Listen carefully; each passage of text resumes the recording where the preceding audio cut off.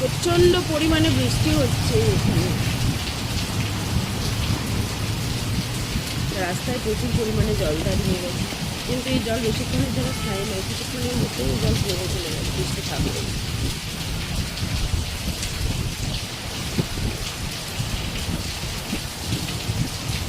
দেখুন এখানে আমি সাথে কিছু ডুবিয়েছিলাম, তারপর জলে পুরো ভর্তি হয়ে গেছে,